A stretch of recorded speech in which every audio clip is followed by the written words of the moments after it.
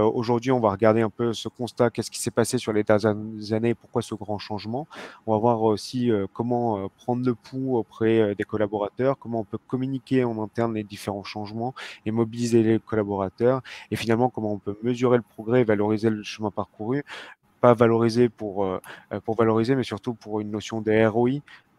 Parce que finalement, c'est ça, quand on a un budget limité, faut rentrer dans cette logique de ROI parce que chaque euro compte et chaque euro doit avoir un impact vraiment business auprès des entreprises. Donc, peut-être une deuxième question, c'est aujourd'hui, est-ce que vous avez été impacté par la limitation du budget en interne dans vos entreprises? Donc pareil, vous avez un petit sondage, on vous laisse voter, mais dans tous les cas, d'ores et déjà, on peut vous le dire, vous n'êtes pas les seuls si c'est le cas. Il y a une enquête qui a été réalisée en janvier 2022, donc ça fait déjà un peu plus d'un an, mais on a vu que ça s'est accentué au cours du temps. L'enquête organisée par PwC indiquait que sur 600 responsables RH dans le monde, 59% des entreprises ont réduit leur budget RH en 2022. C'est quand même un chiffre qui est significatif. Et une autre étude qui a été organisée par Society for Human Resource Management, SHRM, qui avait été menée et qui montre que finalement les réductions de budget vont avoir un impact sur la satisfaction des employés. Euh, Par exemple, 29% des employés qui avaient été interrogés ont déclaré que leur entreprise avait réduit les avantages sociaux, les programmes de bien-être dû à cette réduction de budget, ça avait un impact négatif sur leur satisfaction au travail. Donc du coup, on peut se poser la question, ah oui, finalement, quand mon budget est réduit, du coup, je vais réduire ces avantages, je vais réduire ces initiatives qu'on a pu prendre au cours du temps. Et donc tout de suite, c'est un manque à gagner pour le collaborateur et forcément, c'est un manque dans la satisfaction au travail. Et donc, on va voir qu'il y a quand même une autre approche, une autre façon de voir les choses. Et c'est ce qu'on va faire aujourd'hui. Euh, à gauche, on peut remarquer un peu l'organisation qu'on peut avoir aujourd'hui. En fait, au cours des dernières années, où les budgets étaient un peu plus, on va dire, libres, on a pris plein d'initiatives, mis en place plein d'outils, mené plein d'actions, mis en place plein de programmes. Et finalement, on arrive à une organisation qui est un peu difficile à comprendre. On a, on a plein d'outils qui permettent de gérer plein d'avantages ou plein de programmes, que ce soit du sport, mais de la formation, ça peut être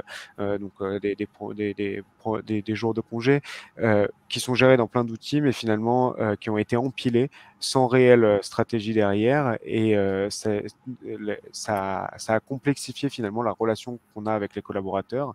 Alors, on va compenser avec des groupes d'emails pour pouvoir mieux communiquer ou mieux se faire contacter avec des canaux Slack, Teams, des formulaires, des intranets. Donc, vraiment, on va aller chercher tout ce qu'on peut faire pour essayer de renforcer la communication et la relation pour clarifier l'information et les process et les services qui sont mis à disposition dans l'entreprise. Mais la réalité, c'est que l'impact, il est toujours le même.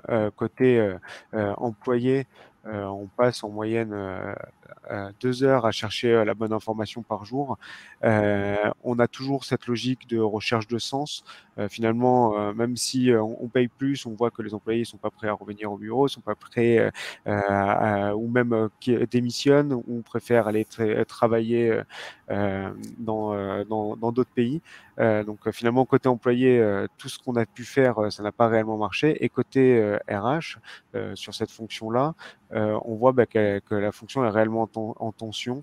On est toujours surmené. Toujours plein de projets et jamais assez de temps dans une journée pour pouvoir les gérer, des sollicitations à n'en plus finir, souvent des tâches à faible valeur ajoutée où on a déjà écrit le bon article sur un Notion, sur un Confluence, sur un Drive, où on a déjà expliqué 10 fois la même façon de procéder et clarifier l'information. Et finalement, on se retrouve toujours à le faire et toujours débordé. Donc finalement, ni collaborateur ni RH n'est satisfait au travail. C'est que finalement, ce qu'on a fait dans les dernières années a forcément avait du sens pour l'époque, mais aujourd'hui, elle doit être réinventée et il faut avoir une nouvelle approche de cette fonction-là. Je vais laisser donc du coup la main à Morgane pour présenter cette nouvelle approche et cette façon de voir les choses.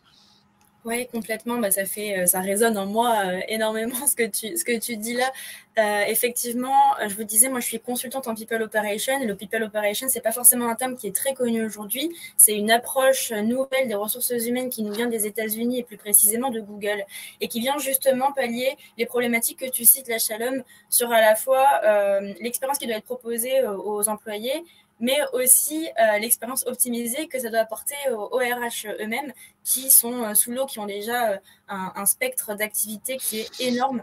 Donc l'approche People Operation, c'est justement une nouvelle approche qui est focalisée sur l'expérience employée. Donc globalement, au sein des ressources humaines, c'est, on pourrait dire, un autre prisme où oui, il va y avoir toute la partie administrative. Voilà, on ne va pas forcément changer le quotidien des RH, mais il va y avoir un pan supplémentaire qui va vraiment se dédier à l'expérience employée dans l'entreprise. Et là, ici, ce que je vous représente à l'écran, c'est un framework justement du People Operation qui illustre toutes les composantes de l'expérience employée. Parce que finalement, on parle de l'expérience employée dans tous les sens. D'ailleurs, l'interprétation de ce mot-là, elle peut varier en fonction des personnes. Pour moi, c'est vraiment le parcours de l'employé au sein de l'entreprise. Et puis, c'est aussi les interactions et les sentiments que vont générer les interactions que va avoir l'employé avec l'entreprise. Et les interactions, les sentiments, il peut y en avoir à plein de jalons, plein d'étapes différentes dans l'expérience de la personne. Là, moi, je les ai regroupés. Chez Aego, c'est notre framework, on l'a regroupé en 4 grands piliers. La première, c'est les corporate foundations, c'est toutes les fondations de l'entreprise qui vont avoir un impact sur l'expérience que va vivre l'employé. On en parlait tout à l'heure, tout ce qui va concerner par exemple le télétravail, le travail hybride, ou encore des sujets comme les initiatives qui touchent à la RSE, etc. Tout ça, ce sont des piliers qui font partie des socles de la culture de l'entreprise, qui vont avoir un impact et qui vont vous permettre, oui ou non, d'attirer et de motiver et fidéliser vos collaborateurs. Il y a la partie talent acquisition. Bon, vous le voyez, il y a toutes les notions de marque employeur, stratégie d'acquisition des talents, l'expérience candidat qui sont également hyper importantes dès le démarrage de l'expérience de votre candidat puis employé. Ensuite, c'est l'animation des talents. Et après, vous avez toute la partie career development, parce qu'une fois que vous avez, vos talents qui sont dans votre entreprise, qui sont motivés, animés, etc., bon, bah, il faut quand même les fidéliser, leur proposer une projection qui va le plus loin possible, avec jusqu'à l'offboarding complètement à réfléchir dans les composants de l'expérience employée. Donc ça, c'est quelque chose que les RH d'aujourd'hui et de demain doivent vraiment avoir en tête pour construire une stratégie employee-centric, tu le disais, employee first. Sinon, les clients ne pourront pas être satisfaits si les employés eux-mêmes ne sont pas satisfaits en premier lieu. Donc voilà, très important d'avoir ce framework-là en tête et de pouvoir venir, alors pas forcément mettre en place toutes les briques d'un coup parce que ça peut faire beaucoup, mais justement à vous de voir dans votre entreprise quelles sont les priorités et où est-ce qu'il faut mettre le curseur dans un premier temps pour justement satisfaire vos employés et vos candidats. Et on va en parler tout à l'heure justement de comment est-ce qu'on fait pour définir les priorités. Il faut prendre le pouls. On va en parler juste après. Est-ce qu'on en parle tout de suite peut-être, Shalom? Ouais, je pense qu'on en parle tout de suite, mais vraiment, je pense, Morgane, ce qui est hyper intéressant dans ce que tu dis, c'est faut pas tout mettre en place. Faut vraiment choisir ce qui est bon pour l'entreprise, quelle est la direction que l'entreprise veut donner, et ensuite, on va venir choisir des actions ici et comment on peut impacter certaines de ces cases. Et je pense que c'est hyper important d'appréhender voilà le sujet de cette façon-là. Et pour le coup, on parle directement du pouls juste après. Trop bien. Ben, je vais vous en parler. N'hésitez pas, surtout dans le chat, si parmi les briques du framework que je vous partageais juste à l'instant, il y en a en particulier qui vous parlent ou qui vous interpellent, n'hésitez pas à me les partager dans le chat et on pourra revenir dessus au fil de l'eau ou alors à la fin du webinaire. On a aussi gardé du temps pour répondre à vos questions, à vos remarques, etc. Donc, s'il y a des choses sur lesquelles vous voulez qu'on approfondisse, n'hésitez pas à nous les noter et on reviendra dessus. Du coup, ce que je vous disais, c'est justement par quoi on commence. Il faut déjà prendre le pouls des équipes. Le but du jeu, c'est pas forcément pour les RH de partir d'hypothèses et de commencer par là où ils pensent eux qu'il faut commencer. Mais non, il faut déjà commencer par demander l'avis et les besoins aux équipes. Donc ça peut se faire par exemple un questionnaire. Moi, ce que j'appelle l'INPS, c'est l'Employee Net Promoter Score. Vous connaissez certainement le NPS qui est utilisé dans la mesure de la satisfaction des clients. Aujourd'hui, c'est complètement adaptable aussi à la mesure de la satisfaction des employés. Ça se transforme et ça s'illustre, comme vous le voyez à l'écran, par un Typeform ou un Google Form, peu importe, un questionnaire que vous allez pouvoir créer facilement en interne. Ça coûte rien du tout. On est vraiment sur un budget très limité. Ça coûte juste une licence ou un Google Form si vous avez déjà la suite Google. Et l'objectif, c'est de sélectionner un certain nombre de thématiques sur lesquelles vous allez interroger de manière anonyme vos employés. Là, par exemple, je vous montre un exemple. On va questionner sur les rôles et les responsabilités avec une question du type est-ce que les rôles et les responsabilités de chaque équipe et département sont clairement définis? Ça, c'est un premier type de question sur vos thématiques où vous pouvez proposer une échelle de 0 à 10 pour mesurer la satisfaction sur la thématique. Et ensuite, n'hésitez surtout pas à utiliser ce type de Typeform ou de questionnaire pour récupérer un maximum de suggestions, d'idées de la part du terrain. Parce que, évidemment, ce sont les premiers concernés et c'est eux, vos employés, qui vont avoir un maximum de recommandations à vous partager. N'hésitez surtout pas à faire ça. Et ensuite, quand vous avez envoyé ça à l'ensemble de vos salariés, je disais de manière anonyme pour que les personnes puissent entre guillemets se lâcher, c'est-à-dire être vraiment transparente, honnête dans leur feedback et que vous puissiez retirer la meilleure matière pour prendre derrière les meilleures décisions. Donc voilà. Et grâce à ce questionnaire, à la fin, vous allez voir quelles sont les thématiques qui ont les meilleures notes ou les moins bonnes notes, quelles sont les suggestions qui vous sont partagées. Et du coup, ça peut vous aider à construire votre première feuille de route pour vous dire, ok, là, rôle et responsabilités, on a une moyenne de 2 sur 10, c'est qu'il y a un vrai problème, il y a une vraie attente de la part de nos employés sur ce sujet. Il faut qu'on puisse répondre à cette attente à court terme. Et donc, vous pouvez construire votre feuille de route à court, moyen et long terme pour non pas partir comme ça d'hypothèses, mais concrètement, grâce aux données issues du terrain, qu'est-ce qu'on fait et à quelle temporalité. Le questionnaire que je vous montre là comme exemple, il est complètement personnalisable et moi, je vous recommande de le mener 1 à 2 fois dans l'année pour pouvoir suivre une vraie tendance. Le but du jeu, c'est pas forcément de se dire on est nul, on est à 3 sur 10 sur une thématique, mais c'est plutôt de suivre l'amélioration, la progression que vous allez pouvoir effectuer sur une thématique. Si vous lancez votre INPS demain et que vous avez 3 sur 10 sur une thématique, ce qui est intéressant, c'est voir concrètement ce que vous allez mettre en place et renvoyer le questionnaire dans 6 mois ou 1 an et de voir est-ce que la progression, elle est positive ou pas sur la thématique sur laquelle vous avez mené des actions. Donc voilà, sur la partie prendre le pouls, n'hésitez pas, pareil, à me partager dans les commentaires si c'est quelque chose que vous mettez déjà en place, comment vous le mettez en place. Le but du jeu, c'est qu'on puisse se partager un maximum de bonnes pratiques. Je vous disais, ça va nous mener à une feuille de route. Ensuite, quand vous avez votre feuille de route, moi, ce que je fais chez les clients, parce que ça, c'est vraiment des méthodologies que je mets en place chez mes clients chez Aigo, on va réfléchir à la stratégie de mise en œuvre, c'est-à-dire, OK, par quoi on commence, mais comment on va concrètement s'y mettre. Il faut réfléchir les choses avant de se lancer la tête la première. Et ensuite, on mobilise les employés. Je vous en dis pas forcément plus tout de suite parce que ça fait partie des sujets qu'on va aborder ensemble. Mais évidemment qu'à mon sens, si vous voulez améliorer l'expérience des employés, il faut que ça soit pour eux, mais il faut que ça soit fait par eux aussi. Et donc, n'hésitez pas à faire de vos employés de vrais acteurs de l'amélioration de l'expérience qui leur est proposée au quotidien. Et donc, du coup, une fois que vous avez choisi l'initiative sur laquelle vous allez travailler, il y a un élément qui est souvent négligé, c'est la partie communication. En fait, jusque-là, on voyait effectivement les initiatives comme un projet ponctuel, très court terme, il faut répondre et il faut améliorer ce 3 qu'on a eu au INPS. Là, l'idée, c'est vraiment en fait d'en faire un programme et un programme qui va durer dans le temps pour maximiser cette initiative-là. Et donc, tous ces changements doivent s'accompagner par le bon message aux bonnes personnes et au bon moment. Donc, ici, on va lister quatre bonnes pratiques sur la communication. Ça va être vraiment cibler les audiences, personnaliser au maximum, définir les points de touche et la récurrence du message. On va revenir sur chacun de ces points-là. qui permettent vraiment d'accentuer l'impact que votre initiative, votre projet va avoir. Et ça coûte pas plus cher aussi. Encore une fois, c'est vraiment juste le bon message. Donc, c'est peut-être juste du temps au début. On va voir après comment on peut gagner du temps aussi. Mais voilà, ça coûte pas plus cher. Donc, le premier élément, c'est vraiment cibler l'audience pour avoir un impact. En fait, et pour maximiser l'impact, il vaut mieux bien définir quand on choisit une initiative, à qui s'adresse cette initiative et comment on peut faire en sorte d'adresser le message aux bonnes personnes.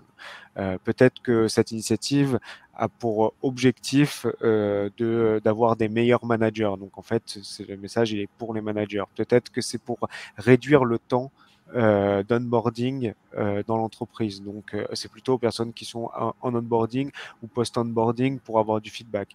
Peut-être que c'est des entreprises qui sont des personnes qui sont dans l'entreprise depuis 2, 3, 5 ans et qu'on va essayer de garder plus longtemps encore.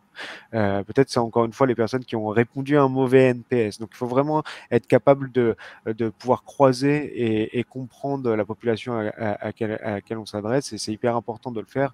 Je pense que vous le savez tous, mais on est toujours plus sensible quand à un message qui nous concerne ou qui nous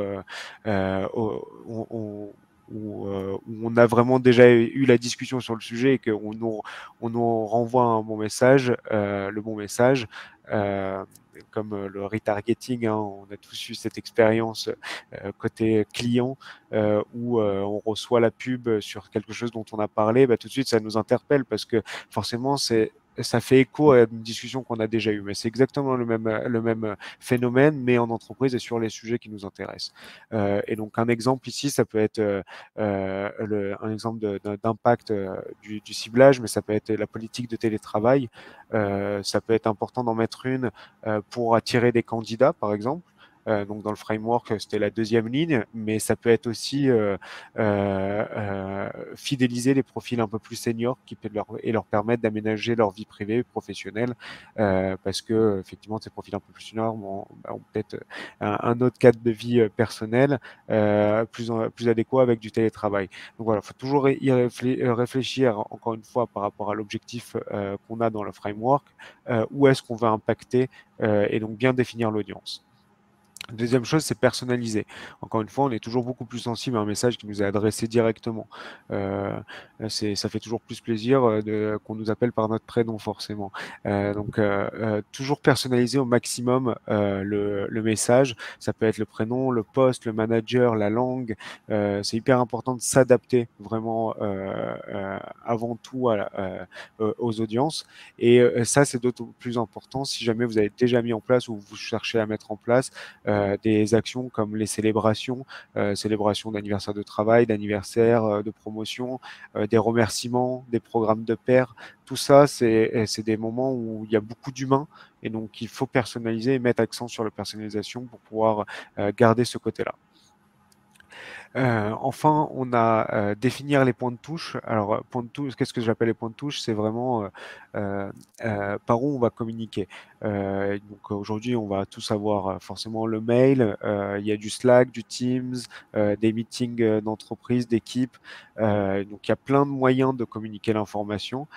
Généralement, ce qu'on voit et qu'on recommande pas trop, c'est on va dire on va communiquer le message sur toutes les plateformes en même temps et comme ça on est sûr que les personnes vont avoir la bonne information. En fait, vaut mieux vaut mieux ne pas multiplier les canaux, mais vaut mieux multiplier les points de touche et dire par exemple on va d'abord communiquer au meeting d'entreprise. Ensuite, une semaine après, on va faire un email de rappel.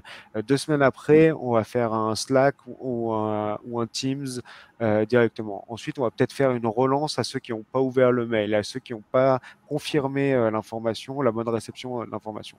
Voilà, les points de touche, c'est vraiment comment on va s'inscrire dans le temps pour faire durer et maximiser en fait le reach et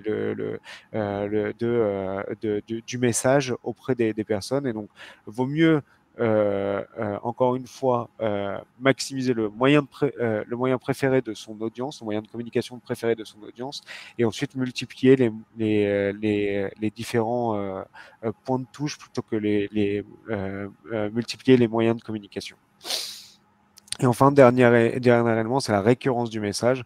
Donc, on peut croire que c'est similaire, mais la récurrence du message, en fait, c'est plus OK, on a mené l'initiative et on a fait cette campagne de communication avec les points de touche pendant 3 mois.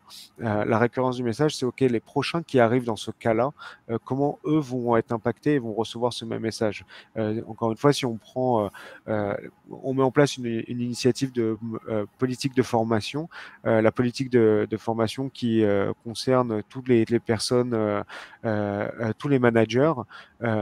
Donc là, on va mettre en place une initiative pour les managers actuels, mais les futurs managers, est-ce qu'ils doivent en bénéficier? Et si oui, comment on répète le message et on s'assure que l'impact en fait de notre communication de ce programme va pouvoir les atteindre. Donc c'est comment on réutilise finalement tous les contenus que vous avez mis en place. Ça doit rentrer dans une logique où on doit pouvoir le répéter à chaque fois qu'il y a une personne qui rentre dans cette catégorie et dans cette audience qu'on a vu juste avant. Voilà, la communication, c'est pas juste encore une fois le fait de communiquer une fois ponctuellement, mais il y a vraiment une réelle stratégie et sans communication, en fait, vous allez limiter l'impact de votre initiative et c'est vraiment dommage parce que ça peut avoir, on va voir après, mais un réel impact encore plus grand sur le ROI et donc finalement le budget que vous avez alloué à cette initiative peut être finalement décuplé grâce à son ROI. Et donc, mis à part ça, il y a aussi l'intelligence collective et Morgane va nous en parler un peu plus. Oui, complètement. Je vous faisais le teasing tout à l'heure quand je vous parlais de l'INPS et du fait de pouvoir mobiliser vos collaborateurs. Alors, en effet, ça fait sens avec toute la stratégie de communication, parce que votre projet, votre initiative, elle doit être portée, elle doit être partagée, elle doit être véhiculée par déjà des éléments de communication forts qui vont permettre de donner de la visibilité et de la force à votre projet ou à votre initiative. Et le but du jeu, comme je vous le disais, c'est de créer une dynamique qui va engager vos collaborateurs dans la contribution à ces projets-là. Le but du jeu, et c'est ce qu'on prône dans l'approche People Operation, et si vous êtes familier aussi des approches Product Management, Growth, etc., on part du terrain et surtout, on va vraiment s'alimenter de toutes les données, de tous les insights qu'on va pouvoir récolter de ce terrain. Donc, c'est pas pour derrière travailler en chambre. Moi, ce que je recommande véritablement, c'est de créer des groupes de travail avec des collaborateurs qui vont eux-mêmes pouvoir en intelligence collective, comme tu le disais, Shalom, partager un maximum de travaux et améliorer eux-mêmes avec le support évidemment de l'équipe RH et d'experts, pourquoi pas en complément, mais vraiment pour apporter quelque chose de nouveau et quelque chose de pérenne dans l'entreprise. Donc, ce que je fais chez mes clients en général, c'est on va envoyer un questionnaire. Donc, on fait l'INPS de base pour pouvoir, comme je vous le disais, prioriser les initiatives sur lesquelles se focaliser à court terme. Ensuite, on envoie un questionnaire, un appel à volontariat. Et donc, on va voir parmi les initiatives qui ont été priorisées, qui a envie de se mobiliser sur une petite partie de son temps de travail pour travailler sur ces sujets-là. Par exemple, sur l'onboarding, l'entreprise se dit il y a un vrai sujet sur l'onboarding, on voit qu'il faut vraiment qu'on l'améliore. Qui de mieux que les employés eux-mêmes, peut-être des new joiners et des personnes qui sont là depuis un peu plus longtemps. On fait un mix une équipe mixte, on va dire, sur ce sujet-là, et on leur donne les moyens, on les aide vraiment à se mobiliser pour travailler, améliorer ce sujet-là. On leur donne un mandat, c'est-à-dire sur combien de temps ça va s'étaler, qu'est-ce qu'on attend concrètement de vous. On leur donne un planning, on leur donne des moyens pour réussir, c'est très important. Si vous positionnez des collaborateurs juste sur le volontariat et vous leur dites allez vous bosser sur l'onboarding maintenant, c'est bien sympa, mais il risque de pas se passer grand-chose. Donc l'objectif, c'est vraiment de leur proposer un cadre dans lequel ils vont pouvoir exceller, un cadre qui va être alors encadrant, c'est le but, mais qui reste flexible pour qu'ils puissent vraiment apporter leur créativité, leur force de proposition, leurs initiatives, etc. Et en bonus, évidemment, je ne peux que vous conseiller de vous faire accompagner par des experts qui vont, eux, avoir la méthodologie, qui vont avoir l'expérience de cadencer des équipes, d'apporter aussi un rythme de travail pour être sûr de délivrer du contenu et des bonnes pratiques déployables à court terme dans votre entreprise. Mais en tout cas, n'hésitez surtout pas. Vos collaborateurs, ils ont envie de prendre part à ces sujets, ils ont besoin de voir un peu autre chose et de contribuer au développement et au futur de l'entreprise. En tout cas, les personnes qui vont avoir envie de se mobiliser là-dessus, c'est vraiment des pépites à garder parce que c'est des personnes qui ont envie de contribuer à l'avenir de votre entreprise et donc il faut absolument les mobiliser et leur donner les moyens justement de participer à ce développement-là. Ouais, voilà, c'est globalement ce que je voulais partager sur le fait de mobiliser les collaborateurs. Je ne sais pas si c'est une pratique qui est déjà mise en place et de manière plus ou moins cadrée chez les personnes qui nous écoutent. En tout cas, n'hésitez pas à nous partager si c'est le cas. Et donc, enfin, la dernière partie, c'est l'automatisation et la mesure. Ça, c'est un sujet qu'on voit arriver de plus en plus côté RH, qui n'était pas forcément les plus avancés sur ces sujets-là, mais qui la plupart commencent à prendre conscience en fait de l'importance. Alors globalement, qu'est-ce qui se cache derrière? C'est on l'a vu, donc on a choisi une stratégie, on a décidé de l'implémenter, on a récupéré du feedback terrain, on a mis des initiatives collectives, on a testé des choses, on a vu ce qui marchait pas. Au bout d'un moment, on commence à avoir une bonne idée de, OK, voilà les étapes qui permettent d'avoir un bon programme sur ce sujet-là. Et donc là, c'est là où l'automatisation peut rentrer en jeu pour en fait permettre trois choses. La première, ça va être se libérer d'une charge mentale. Ça sert à rien de garder cette longue to-do de tâches, liste de tâches à faire à chaque fois que il faut répéter cette initiative. Autant l'automatiser, ça nous libérera. Se libérer de cette charge mentale, ça va libérer du temps et surtout ça va permettre une standardisation de l'expérience collaborateur et s'assurer que vraiment tout le monde bénéficie de cette même expérience collaborateur. Donc l'automatisation, c'est vraiment clé. À partir du moment où au début, on fait du manuel, on fait du Google Form, on fait toutes ces petites actions dont on a pu parler avec les moyens du bord, mais il y a un moment où il vaut mieux le standardiser, le processer pour, encore une fois, vous libérer de cette charge mentale, gagner du temps et vous assurer qu'il y ait une garantie que tout le monde bénéficie de la même expérience chez tout le monde. Mais un autre avantage aussi de l'automatisation, c'est qu'on va pouvoir avoir des données sur ce programme, sur cette initiative, et surtout des données qui vont pouvoir être comparées. Si justement on a une standardisation du process, on est sûr que tous les mails d'onboarding sont envoyés le premier jour à l'arrivée du collaborateur à 9h00, on va pouvoir mesurer à quel point les mails sont bien ouverts et ont un bon impact. Si jamais c'est envoyé manuellement et donc à des heures différentes, on ne peut pas savoir quelle est la meilleure heure ou où est-ce qu'on a le maximum d'impact. Donc c'est hyper important de pouvoir l'automatiser aussi pour pouvoir mesurer par la suite les données. Et une fois qu'on va avoir une bonne vision et une bonne visibilité des données, là, on va pouvoir itérer, ajuster, et en fait, le programme ne s'arrête pas. L'initiative et le projet qu'on a mis en place va pouvoir être renouvelé, réinventé, ajusté, itéré. Par exemple, on prend souvent le cas de l'onboarding parce que c'est quelque chose qui est assez pénible et qui est adressé un peu par tout le monde. Mais on sait que à l'onboarding, au début, on sait qu'il faut envoyer tel et tel document ou faire telle et telle action. Donc, on va commencer à les automatiser. Et après, on va pouvoir mesurer, en fait, finalement, le fait d'ajouter cette étape ou d'enlever ce document ou ce meeting qui n'a pas réellement d'importance au moment de l'onboarding a un impact significatif sur l'augmentation du INPS des nouveaux arrivants. Typiquement. Et donc, une fois qu'on a automatisé, on peut s'amuser à juste enlever une brique ou rajouter une brique pour voir à quel point ça change au cours du temps et donc si on est meilleur ou moins bon, et donc du coup on peut devenir et rentrer dans une logique d'amélioration continue.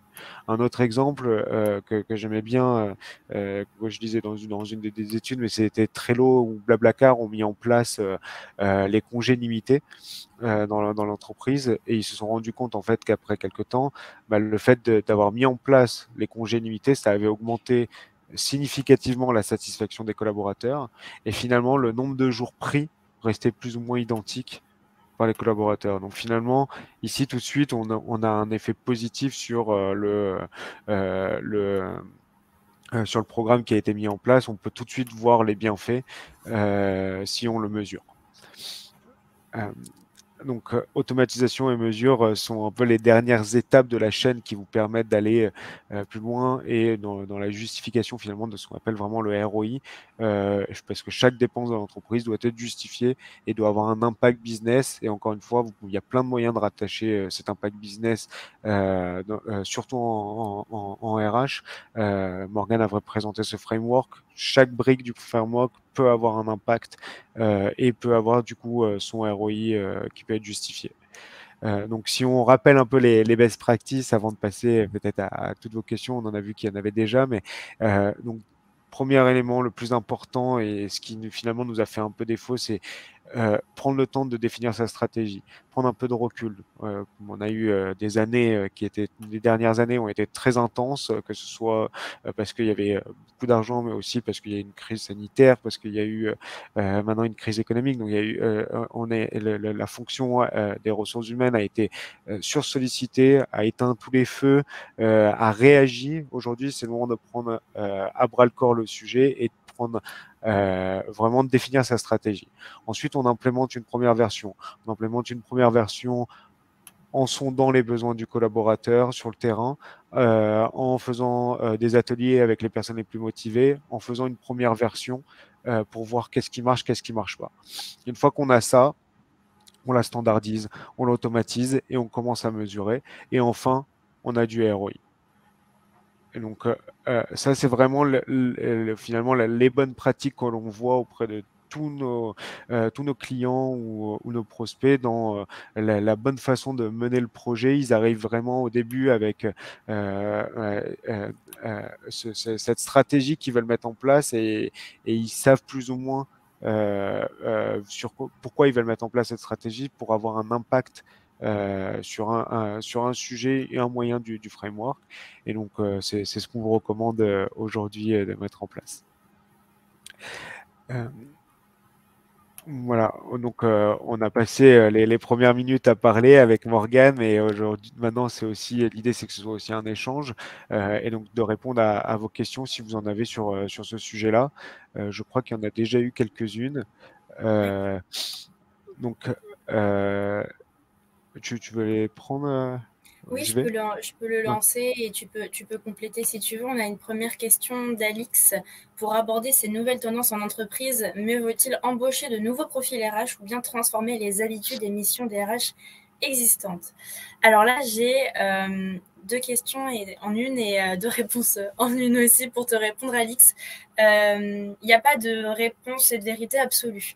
Par exemple, quand on voit le People Operation, l'approche qui a été lancée par Google à l'époque dans les années 2000, le DRH de Google, Laszlo Bock, s'est rendu compte que ces talents n'avaient pas du tout confiance dans les RH. Les RH étaient vraiment très mal vus, très peu sollicités. Il y avait un vrai problème entre les profils ingénieurs de l'entreprise et les RH qui n'étaient pas vus comme les bons interlocuteurs pour comprendre les enjeux et le quotidien de ces ingénieurs.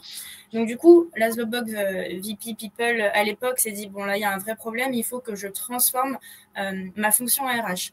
C'est là que lui, il a tout révolutionné et que l'approche People Up s'est née.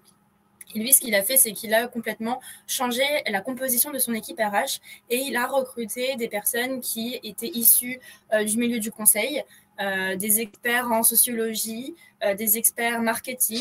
Il a évidemment gardé des profils RH, c'est hyper important d'avoir des profils RH, mais il a complété cette expertise RH par d'autres expertises issues de métiers différents. Donc là, il a vraiment, on peut dire, révolutionné la composition et la structuration d'une équipe RH traditionnelle.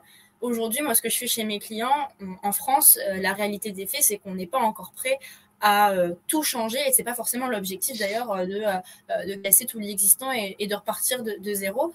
Moi, ce que je fais très souvent, c'est que j'accompagne les départements RH vers justement une nouvelle approche, et finalement, ça passe par de la sensibilisation, de la formation. Nous, en tant que consultants en PeopleOps, on va armer les équipes RH chez nos clients grâce à de nouveaux outils, des nouvelles pratiques, et parfois même simplement de nouvelles façons de réfléchir et d'appréhender les sujets RH. Et ça permet de les aider à ouvrir un petit peu le champ des possibles et de mettre en application des pratiques PeopleOps sans forcément avoir à changer la composition même de l'équipe. Ouais, pour compléter, peut-être Alix, j'ai vu beaucoup dans beaucoup de startups scale-up. Donc, je précise startup scale-up parce que c'est généralement des entreprises qui misent beaucoup sur l'expérience collaborateur. Et j'ai vu beaucoup de profils RH de boîtes beaucoup plus traditionnelles qui venaient les rejoindre. Et en fait, après quelques mois, bah, ça le faisait pas. Et pour moi, c'est un peu symptomatique justement du fait qu'il faut pas prendre ce qu'on connaît et juste le réappliquer. C'est pas ce qu'on connaît d'une boîte et juste le réappliquer. C'est pas parce que ça marche dans une entreprise ou dans un secteur et du coup faut revenir remettre la même chose. Faut plus se réinventer. Et je pense que le mot d'ordre un peu de ce qu'on voit, c'est que c'est l'écoute et les besoins du collaborateur qui doivent revenir. C'est oui, jusque-là, on le disait en intro, mais il y avait la fonction RH, c'était administratif, c'était juridique, et maintenant on est plutôt business partner. Quand on est business partner, on écoute vraiment avant tout le besoin du collaborateur et les besoins de l'entreprise, et on façonne la stratégie basée sur ça. Et donc moi personnellement, je mise sur transformer les habitudes et les missions des RH existantes, parce que le but c'est pas de remplacer, mais c'est juste de réinventer et d'aller plus loin. C'est vraiment une transformation. Complètement.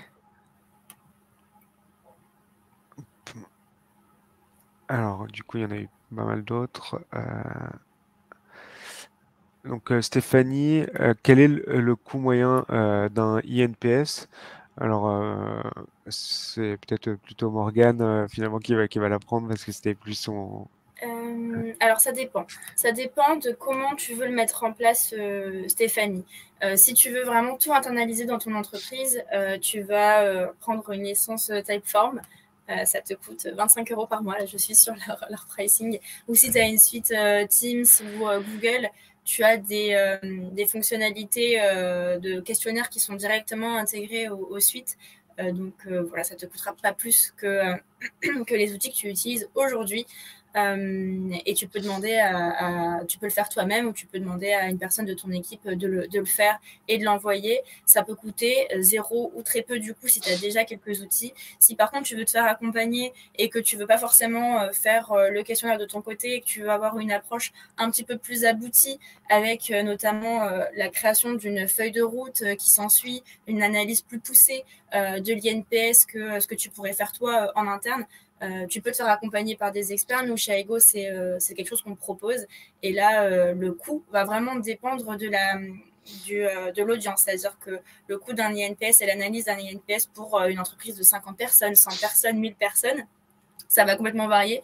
Donc, si tu es intéressé par justement un accompagnement là-dessus, avec plaisir pour en parler ensemble. Voilà ce que je peux dire là-dessus. On a une autre question. On a Arnaud qui pose une question. Avez-vous des conseils à donner pour aider à convaincre un CFO de mettre en place des initiatives RH? Alors, je peux m'en occuper. Globalement, le plus important pour convaincre un CFO, donc le CFO, pour le coup, parle chiffres. Hein. Généralement, c'est ça qui leur parle. Le CFO comprend très bien la notion de ROI. Donc, c'est pas C'est pas parce qu'on vient avec un outil qui va coûter 1 000 € ou 500 000 €. C'est pas ça qui importe, c'est qu'est-ce que ça va rapporter de l'autre côté. Et c'est pour ça que c'est hyper important de faire ce travail en amont, de fixer des objectifs et de pas juste vouloir mettre une solution parce que ben, dans mon autre boîte je l'avais mis parce que tel concurrent a mis cette solution. Non, ce qui est important, c'est vraiment de comprendre quel va être l'impact et pourquoi on veut le mettre en place. Et comme ça, on va pouvoir rattacher ça à des chiffres et dire ben voilà, on va mettre ça en place et ça va nous rapporter tant.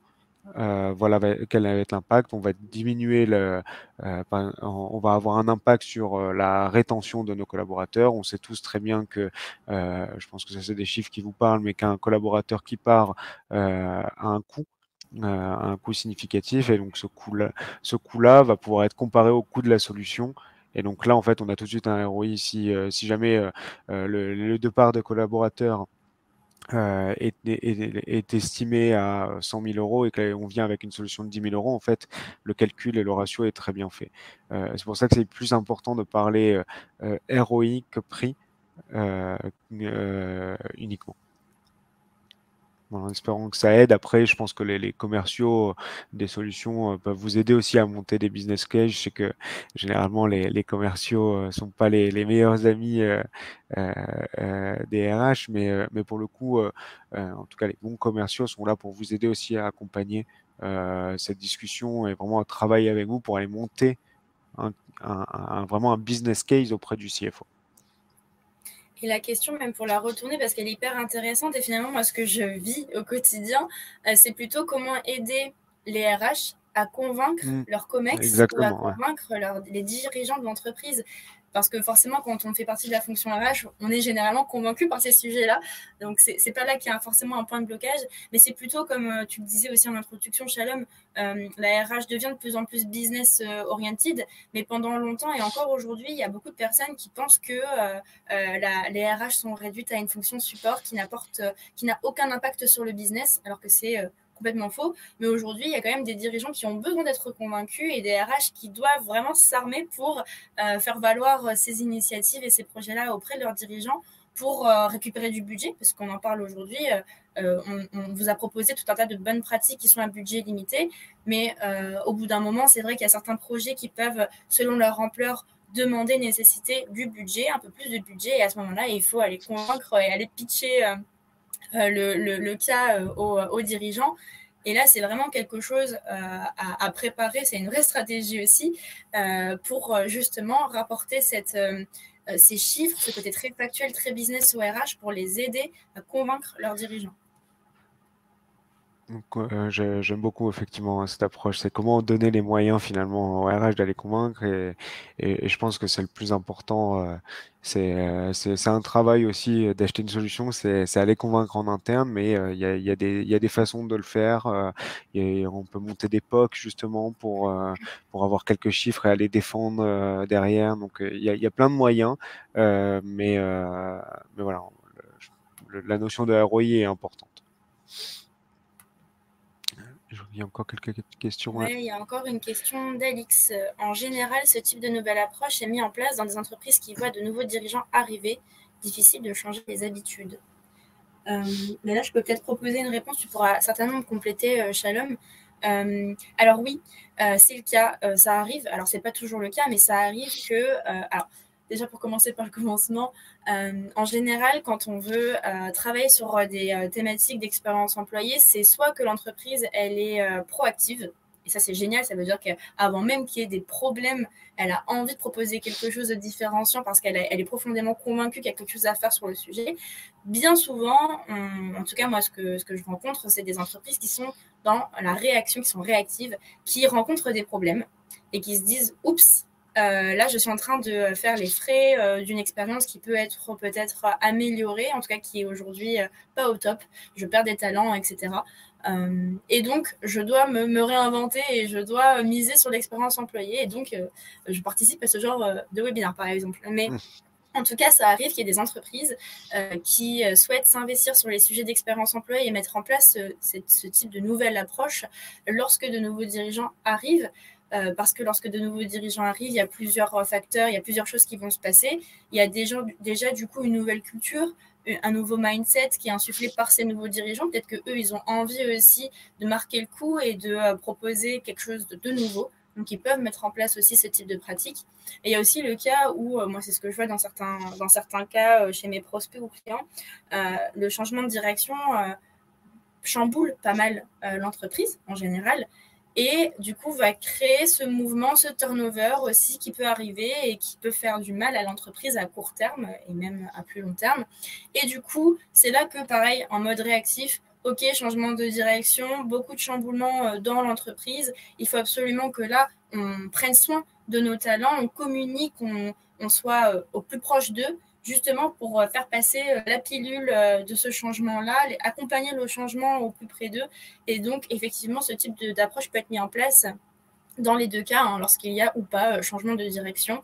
C'est pas facile, mais en général, c'est jamais évident dans ce type de contexte. Changement de direction, c'est jamais évident de toute façon, mais ça arrive souvent. Je ne sais pas si ça répond à ta question, Alix. N'hésite surtout pas à me partager aussi, toi, ta vision des choses. Je vois que tu me réponds dans le chat. N'hésite pas si toi, si c'est une situation que tu vis ou que tu vois autour de toi et que tu as envie d'en parler, n'hésite surtout pas, c'est hyper intéressant.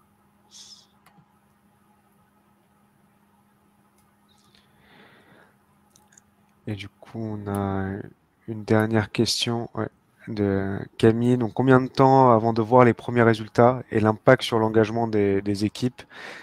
Encore une fois, ça c'est donc bien aligné avec la notion de ROI, mais donc ça va vraiment dépendre d'où on part et du type d'initiative.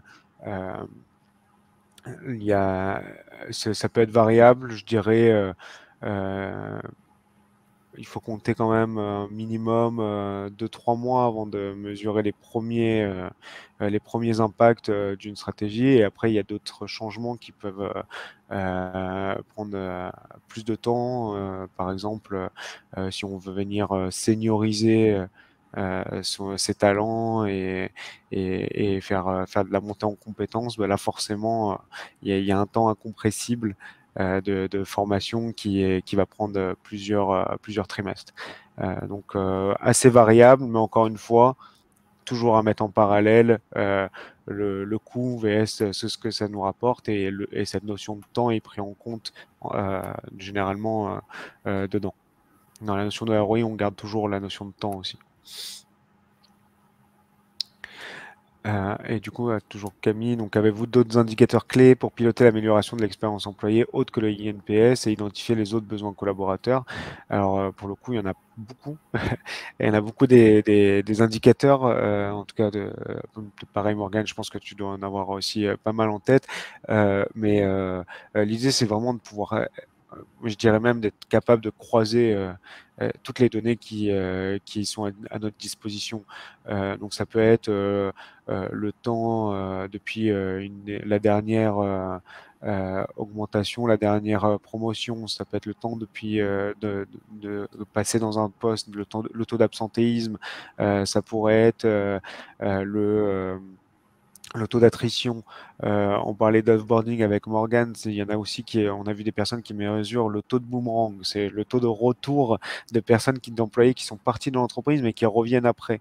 Donc en fait, toutes ces métriques, il faut vraiment, si on aborde encore une fois la matrice présentée par Morgan qui reprend toute l'expérience collaborateur dans son ensemble, bah, chaque point permet ont des indicateurs associés et finalement l'expérience collaborateur c'est ça, c'est pas juste un INPS finalement. On a parlé du NPS parce que c'est peut-être le moyen le plus facile pour vous à mettre en place et qui a le plus de retours, mais l'expérience collaborateur c'est la somme de énormément de facteurs et aujourd'hui il faudrait être capable de pouvoir tous les mesurer. Oui, complètement. Pour compléter, moi, il y a une chose que je fais en complément, pas en remplacement de l'INPS, mais vraiment en complément, c'est de mener des entretiens avec des employés. Des entretiens individuels et ou collectifs où du coup je suis en one-to-one avec les employés de l'entreprise et je peux leur poser des questions et quantitatives et qualitatives et je peux prendre en général entre une demi-heure et 1 heure de temps avec ces personnes-là pour creuser à fond un ou plusieurs sujets. Ça permet d'identifier des besoins et de creuser davantage certaines problématiques que ce que peut proposer peut-être un INPS. Et après, moi, une méthodologie dont je suis fan, c'est la méthodologie des OKR, les Objectives and Key Results. Et en fait, les indicateurs, vous pouvez en avoir sur toutes vos thématiques. Par exemple, les indicateurs qu'on va mesurer sur l'onboarding, sur le recrutement ou sur le développement de carrière ne vont pas forcément être les mêmes. Donc, du coup, moi, ce que j'aime bien dans la méthodologie des OKR, c'est qu'à côté de chaque objectif que vous vous fixez de manière précise, vous avez à chaque fois des key results qui sont finalement des indicateurs qui permettent de mesurer votre progression de manière, encore une fois, plus affinée en fonction de l'objectif et donc de la thématique que vous vous êtes fixé. Ça permet pas forcément de parler de pilotage de l'expérience employée de manière assez large, mais finalement de pouvoir mesurer la progression sur des thématiques plus précises. Et c'est finalement avec cette précision-là qu'au final, on peut avoir ce recul et se dire, OK, quels sont les voyants qui sont au vert et quels sont les voyants qui sont au rouge. Et là, je peux avoir un pilotage plus macro. Mais je pense que ce qui est intéressant avec la méthodologie des OKR, entre autres, je la prône parce que c'est quelque chose que nous, on fait chez Aigo, qui nous sert beaucoup et que je mets en place chez des clients aussi. C'est une méthodologie qui permet d'avoir cette vision micro et cette vision macro. Donc, en termes de pilotage et de stratégie, je trouve que c'est très, très efficace. Je crois qu'on a fait le tour des questions. On a fait le tour des questions, on arrive à terme de ce webinaire. Donc, peut-être avant de vous remercier, on a un petit cadeau. On sait que les périodes sont compliquées. On parlait des budgets limités, donc pour les entreprises qui veulent automatiser les communications, traiter les demandes collaborateurs, on offre la possibilité de tester site avec une réduction de moins de 50% pendant 3 mois. Voilà, on fait un pas vers les entreprises qui sont en réduction budgétaire pour pouvoir les aider à accompagner le changement dans l'expérience collaborateur. Donc, vous avez le coupon, n'hésitez pas aussi à nous solliciter si besoin. On sera ravis de pouvoir continuer les échanges, discuter de certains cas d'usage, que ce soit côté Aigo ou site. Ravi de pouvoir booker une démo et prolonger un peu plus en détail les échanges par la suite, plus en détail et personnalisé surtout par rapport à vos besoins. Et enfin, dernier élément, on vous met un petit sondage. Si vous voulez y répondre avant de nous quitter, ça serait superbe. Et autrement, on vous remercie tous pour votre participation et à très bientôt. Oui, merci beaucoup. C'était un plaisir d'être avec vous et merci pour toutes les questions hyper riches que vous avez posées et au plaisir d'échanger plus amplement sur LinkedIn ou autre par la suite. Et merci Shalom pour l'invitation. Avec plaisir, merci Morgane. À très bientôt. À Salut. très bientôt, au revoir.